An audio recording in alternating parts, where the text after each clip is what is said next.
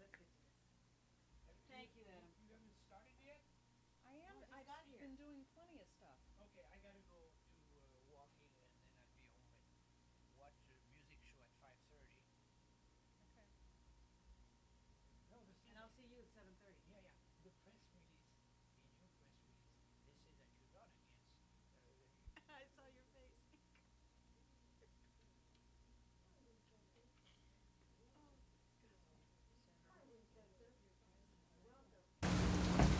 Hi, Winchester. Welcome to our downscaled Fireside Chat. A group of neighbors sitting around a living room, sipping coffee, and expressing their concerns about the ballot questions on the March 26th ballot. We hope that you stay with us, listen, and think it over. How in the world are we able to explain this balance that people are questioning about whether the school committee has more or doesn't have more than the town, or when it didn't? A lot of people are saying that it never had any less. How did that play out? Well, I am proof of that. There was a time when the public officials, whether it be the school committee members or the members of the Board of Selectmen, were very cognizant of the fact that as a community, we tried to split the resources 50% and 50%. And there was definitely a starting point at that in my day. And then it just kept climbing, 52 to 48 and so on and so forth. And at the present moment, it's 68 for the school side and 32% for the municipal, which I find unacceptable. But you were a school committee member. At the time, when was that? From 1972 to 1974 to 1976, and I was chairman of the board in my last term, which was 1976. So you were there when there was an even split. There was more respect from one committee to the other committee, to be perfectly honest with you, in the town. That was an unwritten policy. How did we get there, Tony? Well, how did we get to the mess we're in? Is that a song? I've heard a song. I'm old enough to remember the days before we had Proposition 2.5, when routinely every year tax rates went up and up and up. And the reason that they went up and up and up is because of the attitude of people in town government, which is, I like to call it a business as usual attitude. Well, you can't have business as usual, and when you have a limited amount of money available, you just can't keep piling it on to the taxpayers every year and just take what we have as a given and just add a certain percentage on every year. It doesn't work that way. And we've adopted some attitudes in this town, I think, frankly, that are at variance with reality. For example, the pupil-teacher ratio in the school system, I think, is the biggest problem we have.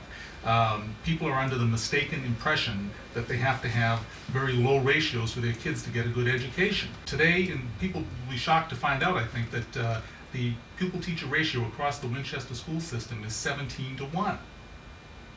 That is inordinately low. Most private schools don't have ratios that low. We could save a very substantial amount of money by increasing the pupil-teacher ratio in the school system. That's the biggest problem, I think. Interesting you should say that, because in the school committee meeting of just this week that we're taping, there was a study that the superintendent presented that confirms that in affluent communities such as Winchester, a low teacher-pupil ratio is not absolutely necessary for high achievement. How do you explain the school committee's unwillingness in the past to even look at the issue you're talking about? It's very easy just to go along and get along, not make any hard decisions, but that's why we elect people to office, to be leaders, to make difficult decisions, to reassess this. They should be reassessing how we do things every time they set up a budget. But apparently they don't do it. They just go along, you get 10 more kids, add a new teacher. It's not the way to do business. So business as usual versus leadership. There was a comment made in this week's meeting where the administration was resisting looking into possibilities by saying, well, this is the way we've done it for 5 years. Well, Harry's a parent of school children. Yes. You're getting the other side. Well, I certainly am. I'll tell you, it's amazing how one-sided it is. The newsletters that you get home, the scare tactics are really quite amazing. Like at the McCall Middle School, they're saying that we jeopardize accreditation, and that if it doesn't pass, they would lose one full-time teacher. And trying to figure this one out, by losing one full-time teacher, it would increase class size at all grade levels. Now, there's 6, 7, and 8. I don't know how in the world that is possible. And then they always try to throw in that they'll eliminate. There's a whole list of extracurricular activities, sports. And I've got another one here from the elementary school that says that if the budget, if they don't pass the override, you'd be getting rid of 19 full-time teachers. Following accounts would be cut to 0. Would be the educational equipment, furniture. When you get that kind of a scare tactic strategy at home, do you immediately think they must be right? No, I think they're wrong, because I've seen in the past what has happened, and I just hope that parents would see what the real truth is, and that what has gone on and what is going on. And they always just try to hit you with the worst possible cases, but there's a lot of things to look at. Into the class size issue, I mean, I think that's something that really needs to be looked at. Then they also tell you that they try to make you feel guilty that we're 91st in spending, but we're 6th in MCAS. And the thing that I found as a parent is the most important thing is parental involvement, and that's something that you can't buy, a school system can't buy. And I think that's why Winchester does well. It's parental involvement. You have 2 parents and they're concerned, and you can't buy that no matter what they say. And Some things can't be bought. That's absolutely correct. It's Yeah. credibility. There was I'm sorry, Mary. The thing that really concerns me is, I don't know if you all picked it up. It's been happening for the last 4 or 5 years that I'm aware of. When they put their budget together, it seemed to me the first priority should be the educational materials and the curriculum for the town as a whole. And they announced the last couple of weeks that they haven't had new textbooks for our students for the last 5 or 10 years. Janet, I don't understand how this can happen in a town as affluent and as bright as we all are, and working together to allow this sort of thing to happen. Janet was telling me about that the other day, because we were talking about this urgent crisis for textbooks. And I've heard from 2 or 3 different town meeting members that the town meeting has allocated specific funding for that item. Janet, Well, I know that the school committee is an autonomous body within town government. And town meeting twice approved funds specifically for books. But the school committee chose not to spend it on books, which is their right. And then the school committee and the administration get very distressed when they're accused of mismanagement. Yet, Ms. Chase, who's the director of SPED Education, tells us that 49 minutes of every hour of a SPED aide's time is spent on administrative duties, and 11 minutes per hour are spent in the classroom teaching. That leaves me speechless. Absolutely. And that's difficult to do. But then I was on the website for the Massachusetts Department of Education when I noticed that in November they sent out a memo to all the school districts in Massachusetts advising them that the Massachusetts extravagant standard of maximum possible development would change to the federal standard, which says a free and appropriate public education for special ed students. While I was on there, I also noticed that I think it's since year 2000, the state has provided reimbursement for sped tuitions when students have to go out of district. In July of this year, the state will provide transportation reimbursement for sped students. Medicare also provides some reimbursements. Now, I was at the Jinx Center and I spoke with Mr. Friesel after the meeting very briefly, and he mentioned, and I did find it in the town budget, that SPED is level funded at 8% annual increase a year. Now that gets compounded and it's 8% whether you need it or you don't need it. And I just find that to be a very questionable practice. Nothing is reevaluated. At 8? No, at 8% level funding. That's not level funding. That's not your definition. Thank you, Tony. Only in town government, or only in Massachusetts can an 8% increase be considered level funding. Well, that's the way the feds talk to it, but it's there. At 8% compounded, that will double it in Oh, what? yeah. Double it in 7 or 8 years. Yeah. And the problem, Less than that, you know, that it also creates divisiveness even within the school parent community, because the SPED group, the parents of special education children, are put in a position of having to defend the education that they would like to receive for their child, because they are being targeted as the reason why the school department budget is skyrocketing, and not the fact that the leaders and the administration are making some decisions that aren't the right ones for the town. You were at that, Danielle, you were at that Jenks meeting as well, and you had been studying the credibility of the selectmen, because it's not just like they were saying. There used to be a respect between boards, and apparently there's a dysfunction, divorce, legal separation between the school committee and the selectmen. Well, as a small example of the credibility of the town government, which is the selectmen,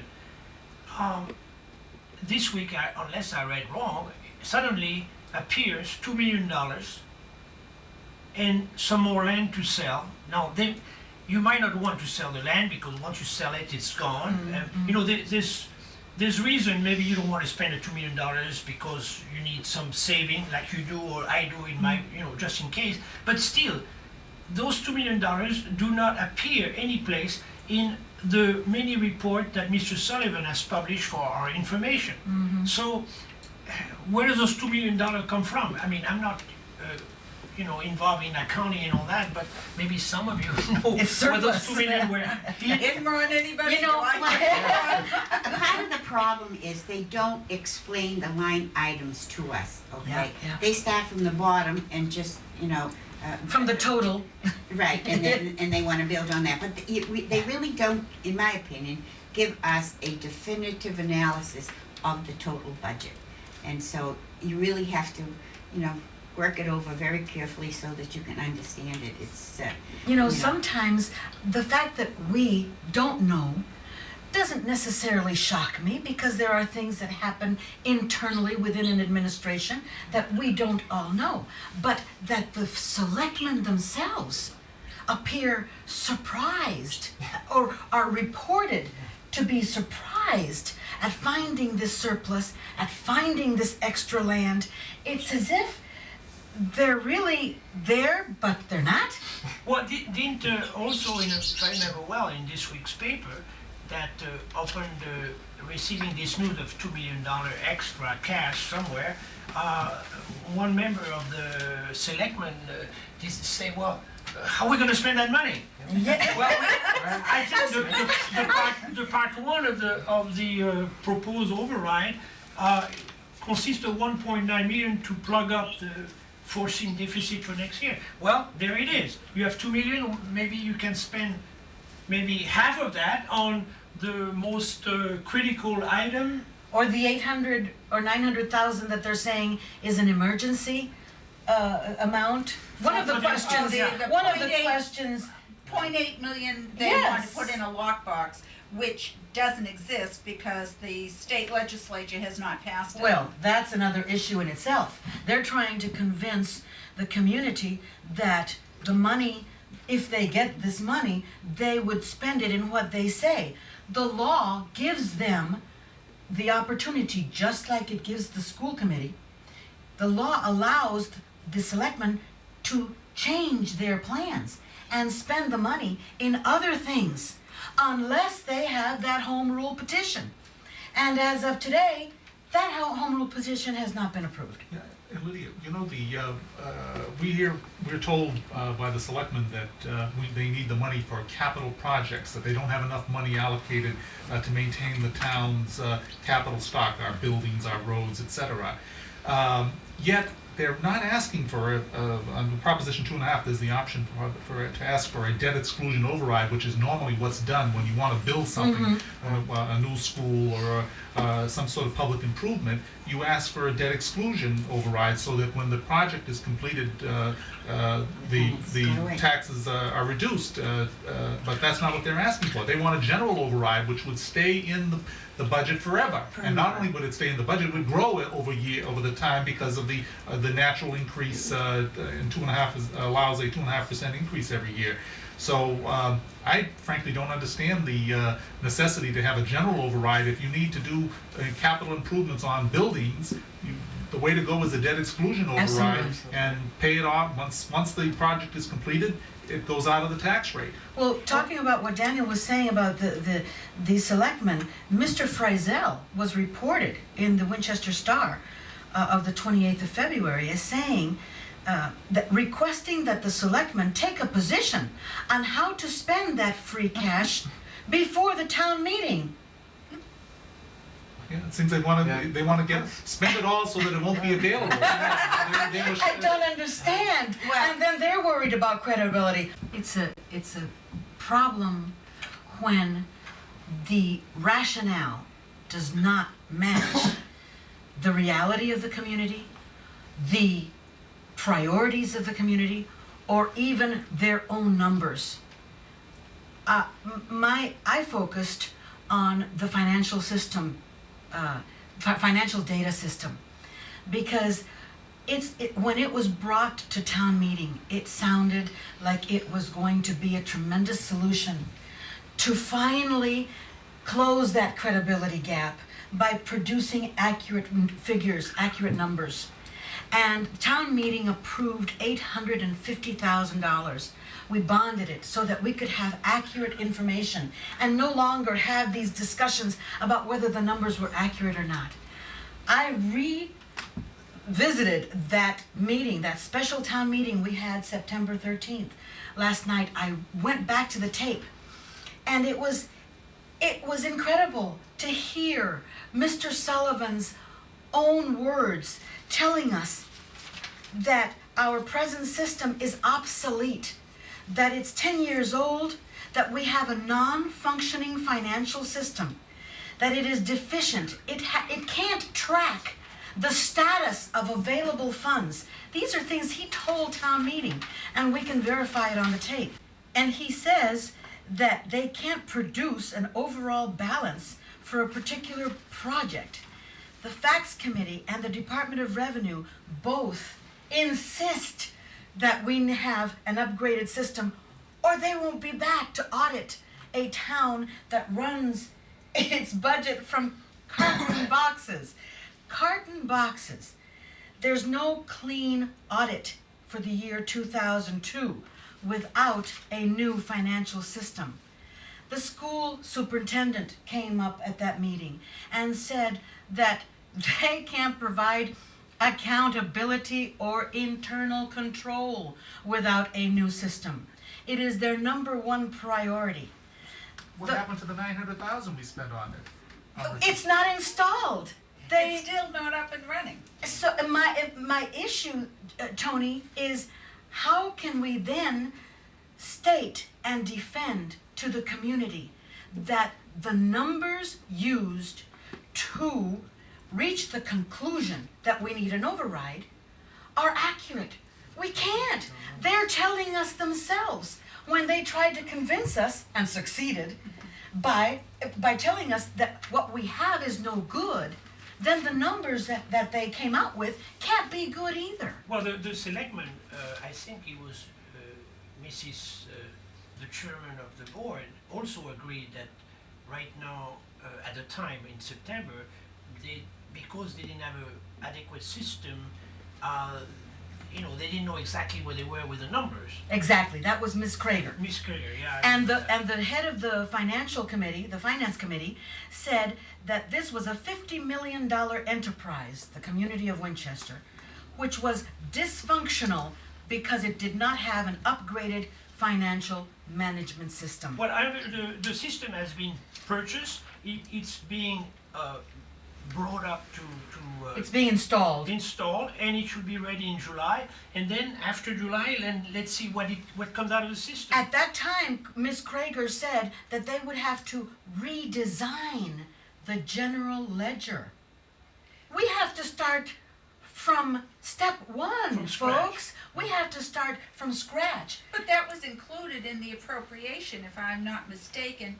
There was a breakdown of that $850,000 of how it would be used. Yes. And part of it was, you need information technology people Absolutely. to help you get this in a usable form. Right now, if you look at the town meeting's budget and you look through the sheets, and M equals manual, 98% of the accounting The and entries. financial entries are manually done. If there's private information, sensitive information, it is hand carried by couriers, if you can believe this, among the school buildings and the town buildings. That's incomprehensible. Well, that's why they say that installing the system would represent a savings of 6 full-time positions for a savings of $300,000. Bottom line, the numbers that they're coming out with are a result of a system that is obsolete, 98% manual. They are not accurate. We can't base the conclusion of a need for an override on inaccurate figures. Well, in that regard, on the same tape we looked at, one of the vendors, and there are other vendors who do this, said that they had recently, of recent vintage, put in 130 different new systems for different schools districts throughout the state. And it appeared to me that the comments, the way it was presented, was the driving force to even getting to the 850 was based upon facts, reports, and a DOR, Department of Revenue, from the state. If true, and if correct, this represents an incredible mismanagement by our town leaders over the last 10 years, and certainly has led to inappropriate use of our resources. We don't know, have very little idea how this money is being spent, let alone budgeted. Been there, done that. I've been a manager of budgets for $1 million up to $20 million. And I've been through this process where I've asked for 5%, and my management said, no, you can't have it, you're going to cut you 3%, and I whined and I groaned, okay? And all I did is go back and do a better job, figure out how to do it, never was a problem. You have to go back and look at the assumptions that built the budget. You can't just come along and say the heating bill's going to go up 3%, and Medicare health costs are going to go up 5%, and tack that on, and then say, well, okay, we really need 5% more, but just to make sure we get that 5%, let's ask for 8%. Nonsense. It's very easy to go back, look at your budget, look at your assumptions, and go back down. Been there, done that for 15 years. And I think that's what Member Ladow was asking the school committee to do this week when she said, let's revisit the assumptions that we use to base the rest of our budget. And that hasn't been done for the past 5 or 6 years. It's just been an add-on philosophy rather than revisiting the assumptions on a needs base for the schools. And I think that it's unfortunate that the selectmen have allowed that to happen at the cost of losing out on the services to the rest of the community. When is this going to stop? Next year? I doubt it. No, Krager has already said They're already that asking she'll be for- back. They're talking about now another $2 million for next year. And plus, as mentioned earlier, we have $2 million in free cash available, plus property To that they sell. recently found out they had at the Woburn Loop that they hadn't sold, they apparently didn't know about. And as far as I'm concerned, override, no. Not until you have responsibility, accountability, trust, credibility, and good numbers, so we can trust and believe in. Well, folks, we've explained how we feel. We've shared our thoughts with each other and with you. And as you can see, sometimes the numbers don't add up. We hope that you have listened to our conversation and conclude the same as we have, that this is not a good idea for Winchester on March 26th. The important thing is to vote. Go vote and take a neighbor.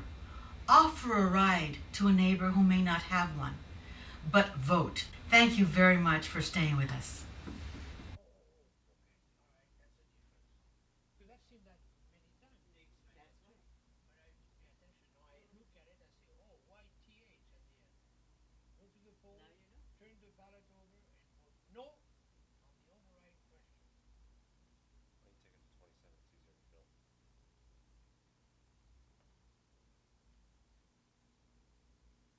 Well, I've got credits to still do too, and a disclaimer. I'll put something else in.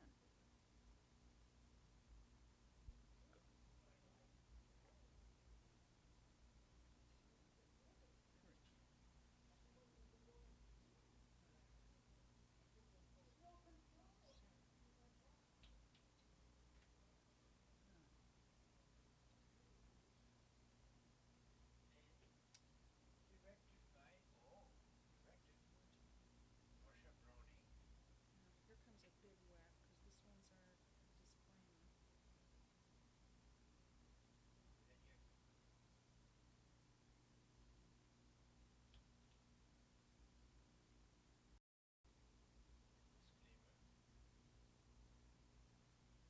Now is your copyright a keyable page as well?